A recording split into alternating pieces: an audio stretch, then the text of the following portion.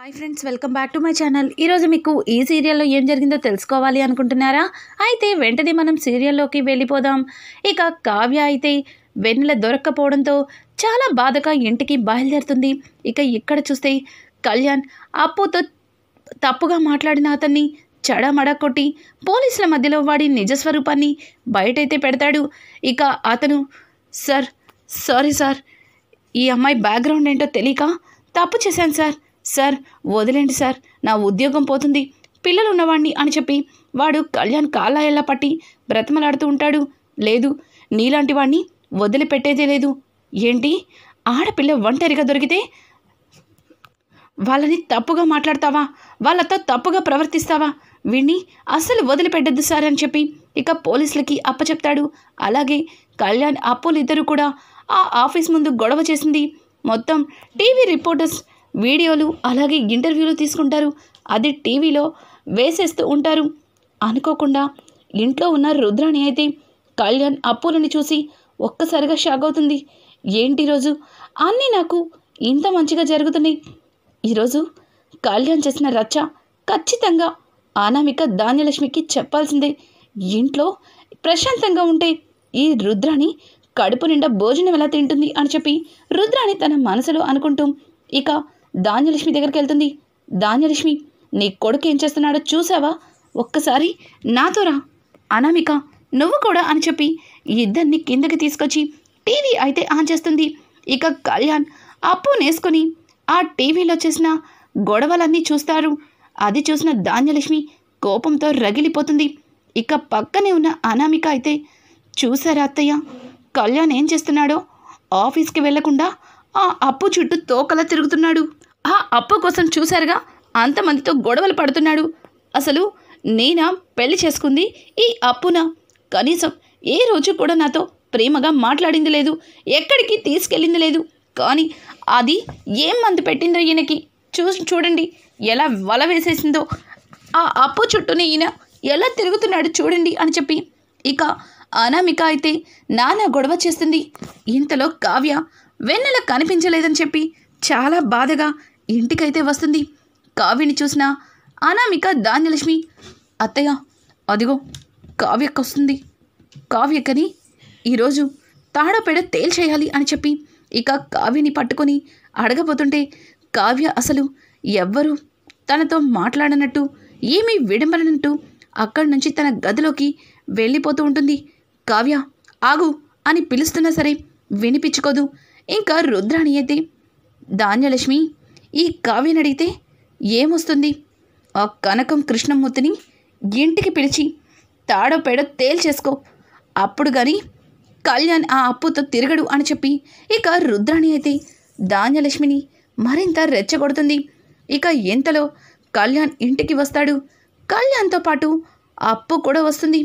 అప్పుని చూసిన ధాన్యలక్ష్మి అయితే, ఏయ్ ఆగు, లోపలికి అడుగు పెట్టావంటే ఊరుకునేది లేదు అని అంటూ ఉంటే ఇంకా కళ్యాణ్ అయితే, అమ్మా ఏం మాట్లాడుతున్నావు?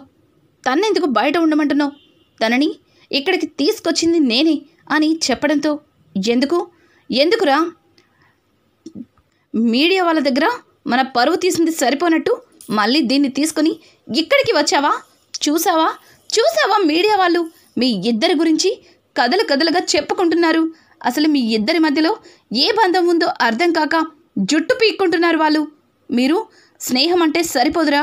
నీకు పెళ్ళయింది, ఒక భార్య ఉంది, ఇప్పుడు ఇంకొక అమ్మాయితో తిరుగుతూ దాన్ని స్నేహం అని చెప్పి మమ్మల్ని నమ్మించినట్టు బయట జనాన్ని నమ్మించలేరు అని చెప్పి ఇక అని ధాన్యలక్ష్మి అయితే నానా గొడవ చేస్తుంది. ఇక అలాగే టీవీలో న్యూస్ చూసి కంగారుగా కనకం కృష్ణమూర్తి కూడా అక్కడికి వస్తారు.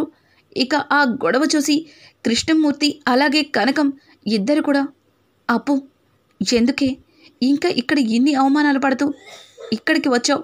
రా, మన ఇంటికి వెళ్ళిపోదాం అని చెప్పి కనకం ఏమీ మాట్లాడకుండా సైలెంట్గా అప్పు చెయ్యి పట్టుకుని ఇంటికి తీసుకెళ్ళిపోతుంటే, ఆగు కనకం ఆగు, నిన్నిక్కడికి పిలిపించింది నీ కూతుర్ని తీసుకెళ్తావని కాదు, నీ కూతురికి నీకు ఇద్దరికి కలిపి బుద్ధి చెప్పడానికి అని చెప్పడంతో, అమ్మ ధాన్యలక్ష్మి గారు, మీరు బుద్ధి చెప్పడానికి మేమేమీ తప్పులు చేయలేదు, నా కూతురు ఎటువంటిదో మాకు తెలుసు.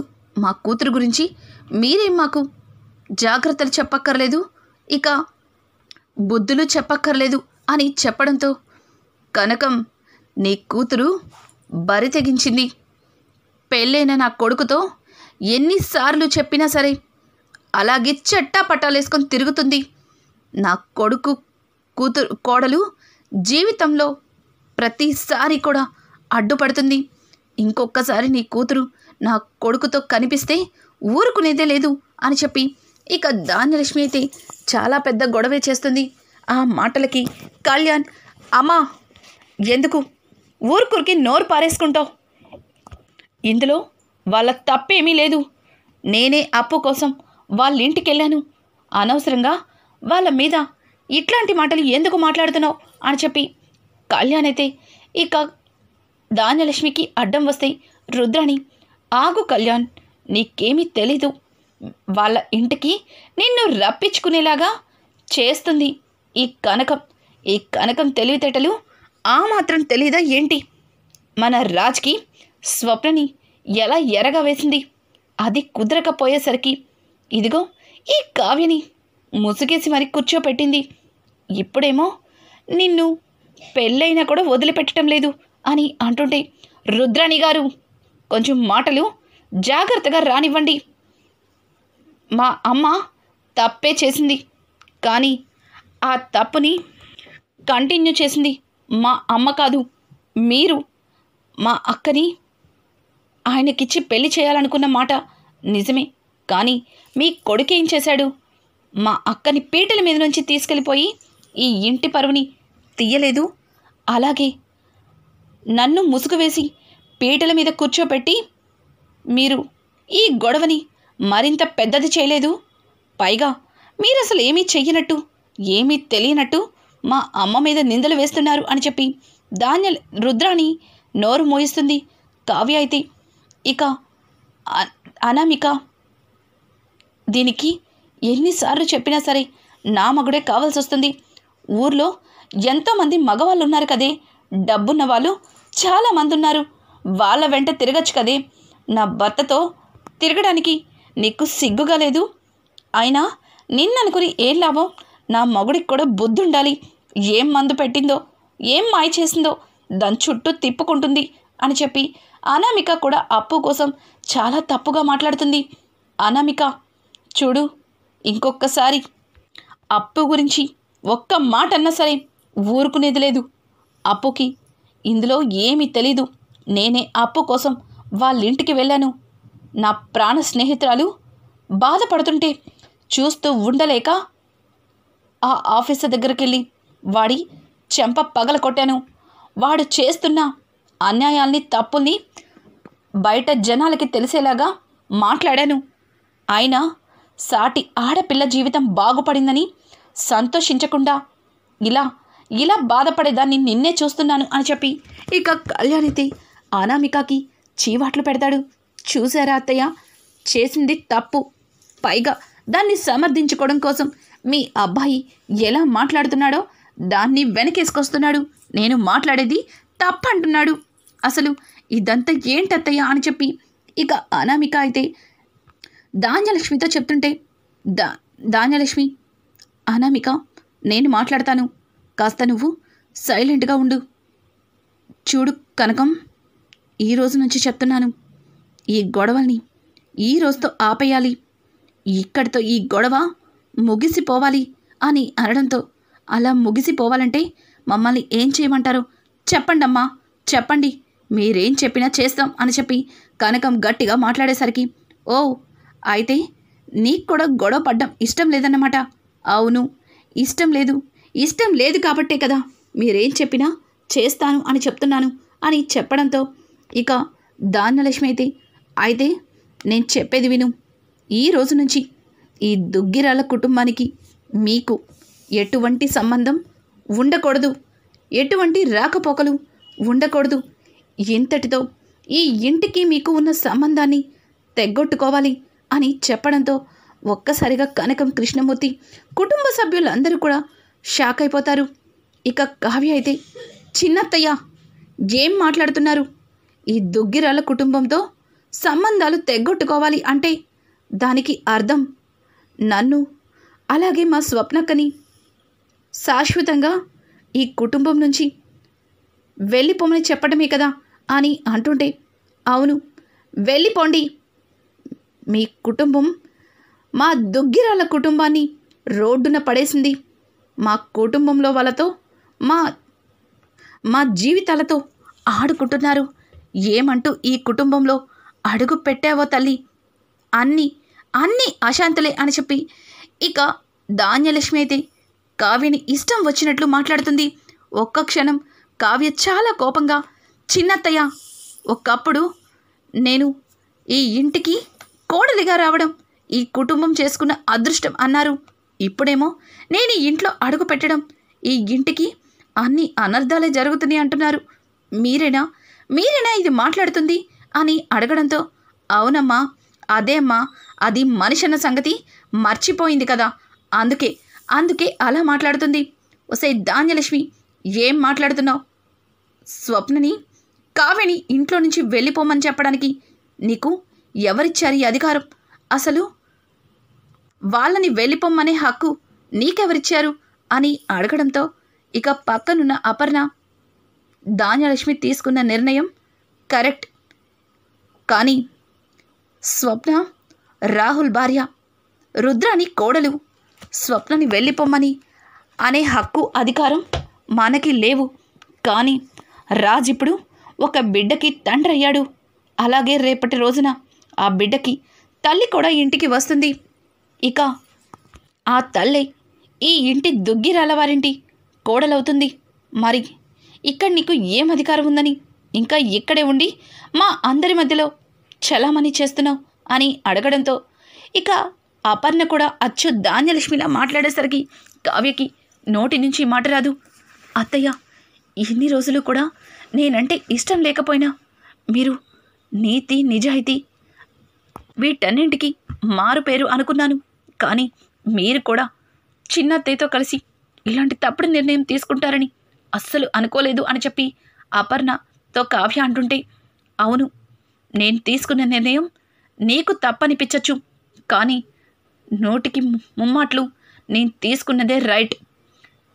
ఇప్పుడు బిడ్డొచ్చాడు, రేపు బిడ్డకి తల్లొస్తుంది, అప్పుడు నువ్వు నీ పుట్టింటికి వెళ్ళవలసిందే కదా, అదేదో ఇప్పుడే వెళ్ళిపో, ఇంట్లో జరుగుతున్న గొడవలు కాస్తైనా సద్దు మనుగుతాయేమో అని చెప్పి అపర్ణ అక్కడి నుంచి వెళ్ళిపోబోతుంటే కావ్య ఇక రాజ్ దగ్గరికి వచ్చి, ఏంటండి ఇంట్లో ఇంత గొడవ జరుగుతున్నా నిమ్మకు నీరెత్తినట్టు నోరు కూడా విప్పటం లేదు, అలాగే ఒక రాతి విగ్రహంలా నిలబడిపోయారు, ఇప్పటికైనా చెప్పండి, ఈ బిడ్డ మీ బిడ్డ కాదని, ఈ బిడ్డకి తండ్రి నేను కాదని నోరు విప్పరేంటి?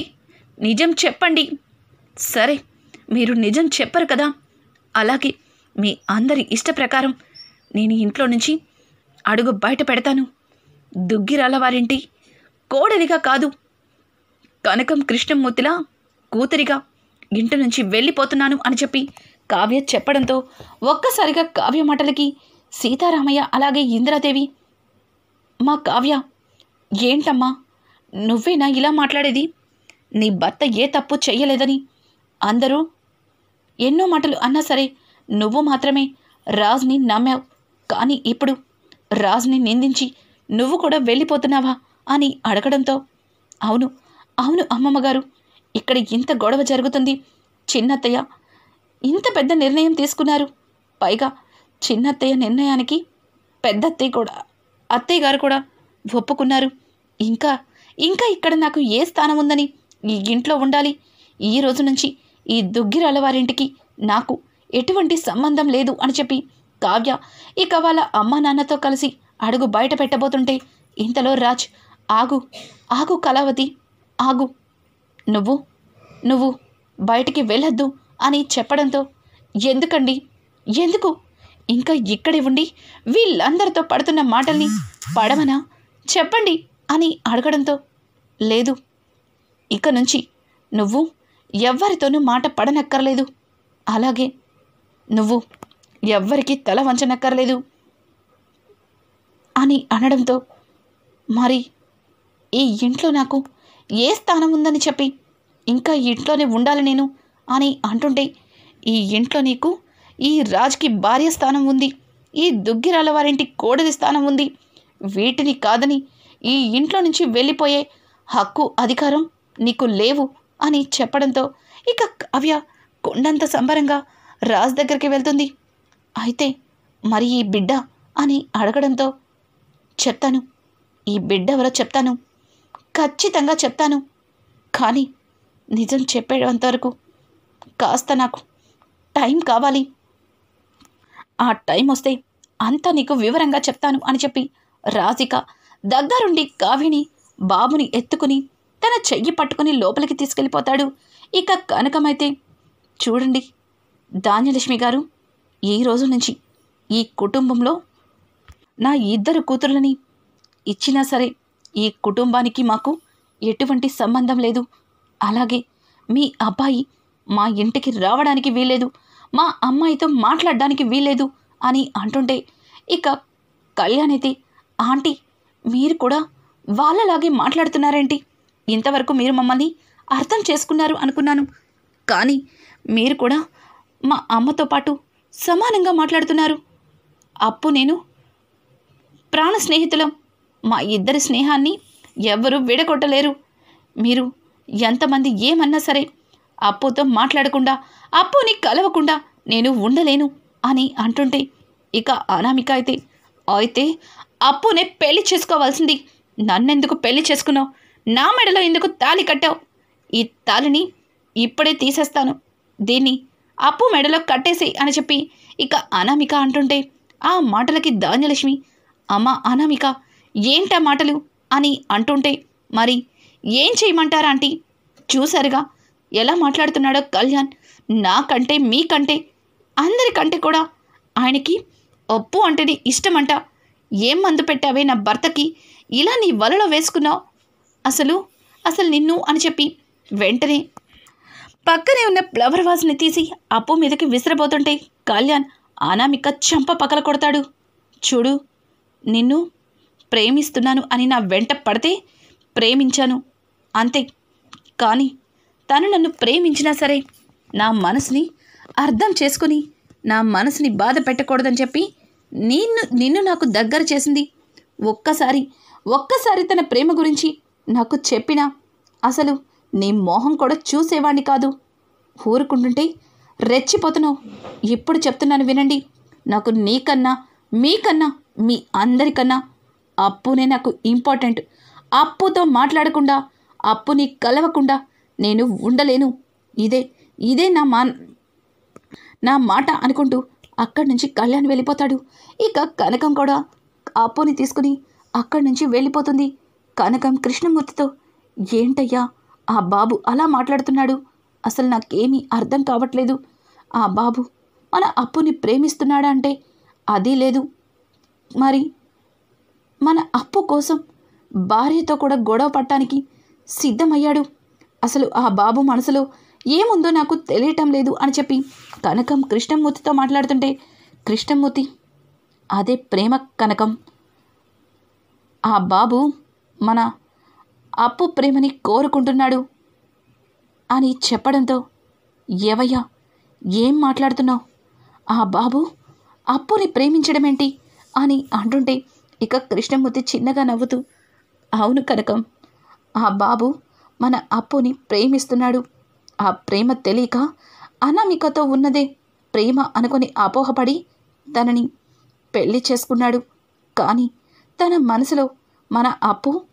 ఎంతలాగా ముద్రపడిందో తనకి ఇప్పుడిప్పుడే తెలుస్తుంది, అది మాటల్లో చెప్పుకోలేక అలా అందరి మధ్యలో పడి నలిగిపోతున్నాడు, కానీ ఇప్పుడు కళ్యాణ్ బాబుకి పెళ్ళయింది, మనం ఏ నిర్ణయం తీసుకోలేం, మన అప్పునే మనం జాగ్రత్తగా చూసుకోవాలి అని చెప్పి ఇక కృష్ణమూర్తి అయితే కనకంతో చెప్పడంతో ఈ మాటలన్నింటినీ అప్పు వినేస్తుంది. మీరు ఎంతైనా అన్నీ తెలిసిన వారు, మీకు తెలియకూడదని ఎంతలాగా జాగ్రత్త పడ్డాను, కానీ నిజం మీకు తెలిసిపోయింది అని చెప్పి అప్పు తనలో తను కుమిలిపోతూ ఇక లోపలికి వెళ్ళి కూర్చుంటుంది. ఇక్కడ చూస్తే అనామిక అయితే తను కళ్యాణ్ మాటల్ని పదే పదే గుర్తు చేసుకుంటూ తనలో తను కుమిలిపోతుంది. ఇక కావ్య బిడ్డకి తల్లెవరో తెలుసుకోవడానికి ఇక ప్రయత్నాలు మొదలు పెడుతుంది. వెన్నెల అడ్రస్ని తెలుసుకోవడం కోసం చాలా చాలా ప్రయత్నాలే చేస్తుంది. ఫైనల్గా వెన్నెల అడ్రస్ అయితే తెలుస్తుంది. కానీ అక్కడ వెన్నెల ఉండదు. వెన్నెల స్థానంలో ఆ ఇంటి ఆడపడుచు కూతురు రేఖ కనిపిస్తుంది. రేఖని చూసి కావ్యకి నోటి నుంచి మాట రాదు. అసలు రేఖ పెళ్ళి కాకుండానే తల్లయ్యిందా? ఆ బిడ్డ రేఖకి సంబంధం ఏమిటి? రానున్న ఎపిసోడ్స్ మరింత ఇంట్రెస్టింగ్గా మారబోతున్నాయి. ఈ వీడియో మీకు నచ్చినట్టయితే లైక్ చేసి సబ్స్క్రైబ్ చేసుకోవడం మాత్రం మర్చిపోకండి. Thanks for watching. Hi friends, welcome back to my channel.